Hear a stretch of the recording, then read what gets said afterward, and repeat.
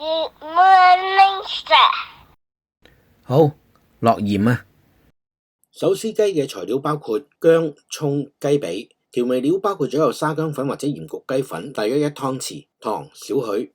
雪藏雞髀用淡鹽水浸佢半個鐘頭，去咗啲雪味先，然後抹翻乾，用沙薑粉或者鹽焗雞粉，仲有少少糖，將佢捽勻，放翻入雪櫃入邊，由得佢醃大約半個鐘。將蔥切成為蔥段，薑切片，將蔥放喺電飯煲底，加幾片薑，用嚟升起隻雞髀，然後將醃好咗嘅雞髀鋪喺薑蔥上高，唔需要加水，放入電飯煲裏邊，用正常煮飯嘅模式。夠鐘就用筷子插入雞髀入邊最厚肉嘅地方，如果冇血水流出嚟嘅，就證明熟咗噶啦。然後攤凍佢，將芫茜洗乾淨，切碎。如果唔中意食芫茜嘅，可以唔放，又或者放少啲。中意食嘅當然可以放多啲啦。雞髀攤凍咗之後，戴上手套就可以沿住啲雞肉嘅紋理撕佢出嚟，毫無難度。然後加入芫茜、麻油、花生，中意食麻嘅加埋花椒油。我會額外再加啲嘅 extra virgin 嘅橄欖油。你睇啲外國人食沙律都會加入額外嘅油同埋醋，方便排便。然後將所有嘢撈勻，手撕雞就係咁簡單就完成咗啦。食嘅時候再撒上芝麻，自己整手撕雞冇難度。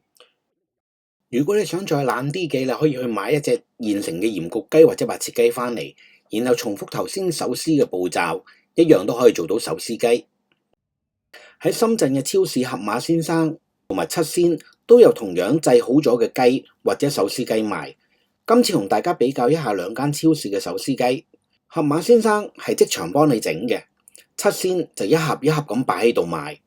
通常我喺盒馬都會要求佢唔好幫我整，我會成隻密封咗嘅雞拎走，然後問職員再攞埋啲配料、芫茜啊、花椒油啊等等。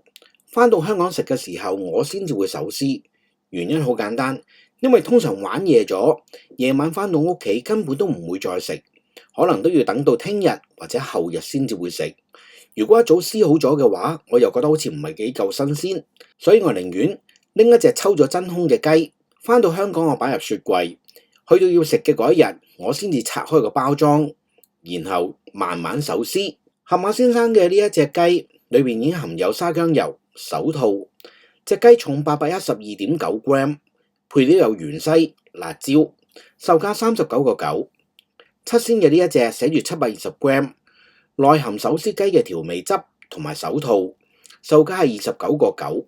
七鮮嘅我亦都買過一盒裝34.9，已經撈好咗噶啦。買嘅時候售貨員姐姐同我講話裏邊有隻半雞，拆開俾大家睇下，見到有2隻翼、2隻腳。個底係用啲雞骨晾起嘅，所以一盒就有咁多嘅肉，我就唔係好信一盒裏邊有隻半咯。呢一盒就係盒馬拆出嚟嘅，大家可以比較一下。整體而言，我就覺得盒馬先生嗰隻雞係雖然貴啲，但係大隻啲，配料都會多一啲。